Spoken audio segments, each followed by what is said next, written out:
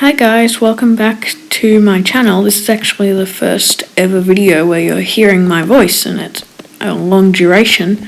So today I'm going to be showing you how I've created MCC's newest minigame Meltdown on Bedrock Edition. Now you can copy this if you would like. I'm just going to take off my light chair, remove my entire inventory just so you know I'm not,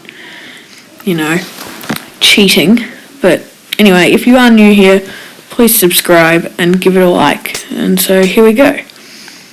Alright, we'll just change the time to day there. Wouldn't want to show you this at night time. Anyway, here you are with the command blocks. So basically, what these command blocks are going to do is they're going to trigger every single meltdown, and these ones here will enchant basically all the pickaxes and everything with mending, and that'll just give the bows infinity. So I'm going to destroy those two because they will cancel out the infinity enchantment. You can put them on and give the other players lots and lots of arrows, but anyway. So basically up here we have a button in the first room where the teams will be released, and that will trigger a title command that will say start, and it will open up all the doors, give the players a stone sword, a wooden pickaxe, a bow, it'll give them arrows and an ender pearl. So it's important to remember that this is also an interpretation. Then this dispenser will fire a shulker box into that hopper full of 2 stacks of gold ingots, which will trigger this comparator to send an output into that repeater, which will then trigger the first of the actual meltdowns. So this will fill the entire roof of the room with lava, forcing the players to exit the area and move on to the next room. So here's the map layout. I have made a larger map, but this is just a demonstration video and I didn't want to make it too complicated. So I'm just going to come over here, check these. Alright, nothing in those. So anyway, that dispenser and repeater also triggers the second shulker box loader, which will then basically do the exact same thing and cause a meltdown to happen again, filling the next room's roof with lava. And it'll also just have that to, we don't really need it, but there you go. Now that'll also trigger the next shulker loader, which will once again trigger the next meltdown, forcing all the players out. But this time, this one will shut doors to the center area, filling them with bedrock, so that any players in the room will actually be locked in, and all players will be forced to funnel towards the middle and fight it out. Now, this is optional. I've unwired this, but you can see here that these command blocks would basically just set the blocks next to some dispensers that I have inside, and they will fire out some potions to act as the reactor, sort of destroying itself. So, anyway, now I'm actually going to go inside the game and just give you guys some run-through. So, I'll set myself into survival mode, and here we go. So as you can see, I've already got the bow, and I'm going to start searching the map for all these shulker boxes, which are in substitution for the coin crates, which I can't actually implement because, of course, this is a completely 100% vanilla pack, except you can see that I do have an MCC texture pack on. Anyway, so I'm just going to go around the laboratory collecting all the shulker boxes from the different rooms before it does eventually melt down. Just something to note that these also require some other command blocks that I have left out of this video. And there you go, melting down. So as I was saying, these command blocks, I will put the links in the commands in the description for any of you who actually might want to create this by yourself. And they will basically just make sure that the bow will actually trap your enemies in ice. Now obviously I'm not playing with anyone today, but if you were, then you would probably want this because it's the main aspect of PvP. Now that orange shulker I just mined there will actually award more coins when you mine it. And so, as you can see, I'm going to try and get that one that's dropped up there. Oh, my pickaxe is enchanted. That is another command. Oh, and we're melting down. So, as you can see, I was unable to actually get to that shulker box. Oh, having a bit of a glitch of commands there, which is alright. It's a bit laggy, this world.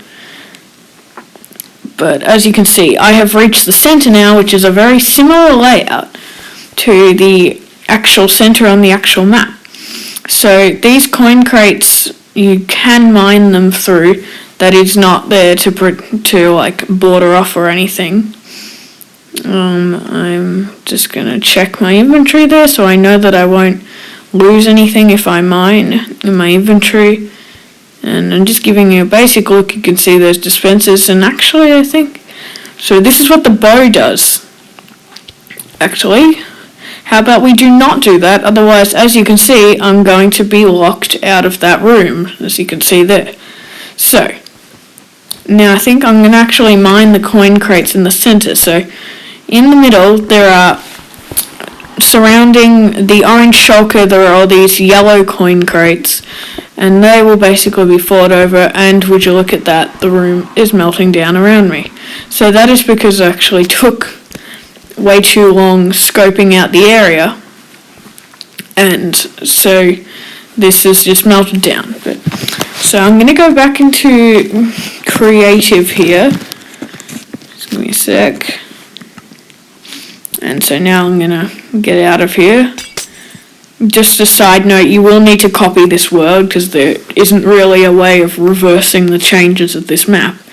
But here is the ice bow.